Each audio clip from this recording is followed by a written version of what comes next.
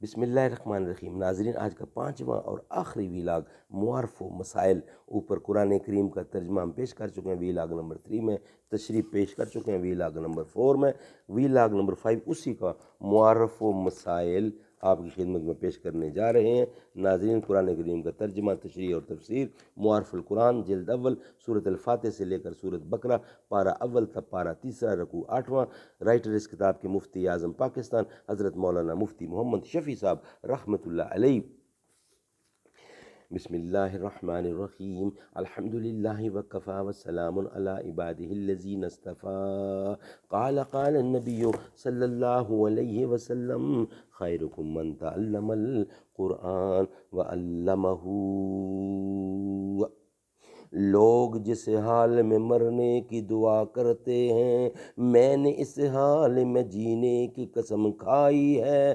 آئینے جواں مرداں حق گوئی و بے باکی، اللہ کے شعروں کو آتی نہیں روبائی۔ محبوب رب کا محبوب ہے تو، تا حشر مہکے گی تیری خوشبو۔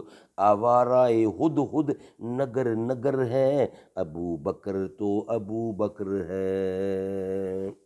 معارف و مسائل، یہاں تک قبلہ کی بحث چلی آ رہی تھی، اب اس بحث کو ایسے مضمون پر ختم فرمایا گیا ہے جو اس بحث کی تمہید میں حضرت ابراہیم علیہ السلام بانی کعبہ کی دعا میں ضمناً آیا تھا، یعنی رسول اللہ صلی اللہ علیہ وسلم کا اولاد ابراہیم میں ایک خاص شان کے ساتھ مبعوث ہونا۔ اس میں اس طرح بھی اشارہ ہو گیا ہے کہ رسول اللہ کی بعثت میں بانی کعبہ کی دعا کو بھی دخل ہے، اس لیے اگر ان کا قبلہ کعبہ کو بنا دیا گیا ہے تو اس میں کوئی تعجب یا انکار کی بات نہیں ہے۔ کما ارسلنا میں حرف کاف جو تشبیہ کے لیے آتا ہے، اس کی ایک توجیہ تو وہ ہے جو خلاصہ تفسیر سے معلوم ہو چکی ہے، دوسری ایک توجیہ یہ بھی ہو سکتی ہے جس کو قرطبی نے اختیار کیا ہے کہ اس حرف کا کاف کا تعلق بعد کی آیت فذکرونی سے ہے، اور معنی یہ ہے کہ جیسا ہم نے تم پر ایک نعمت قبلہ کی،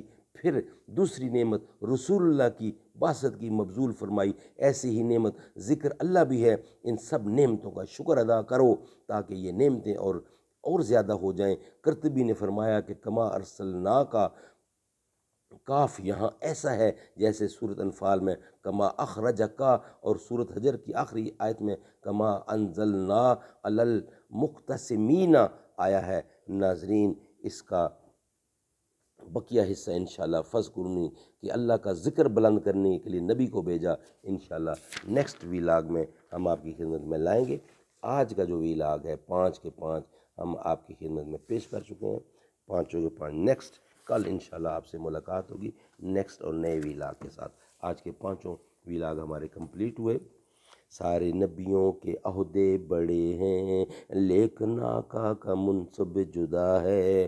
کوئی پوچھے تو یہ کہہ سکوں میں، باب جبریل میرا پتہ ہے۔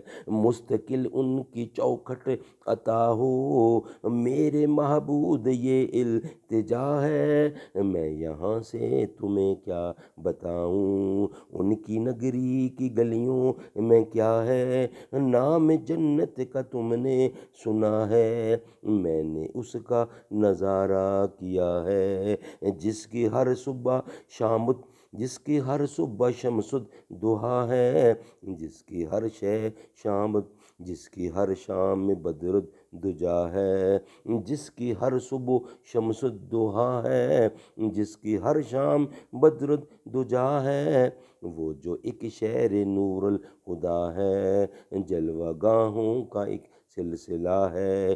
ہم نے اپنے بڑوں سے سنا ہے، صرف اللہ ہی ان سے بڑا ہے۔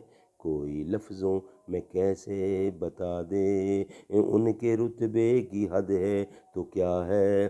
وہ امام صف انبیاء ہیں، ان کا رتبہ بڑوں سے بڑا ہے۔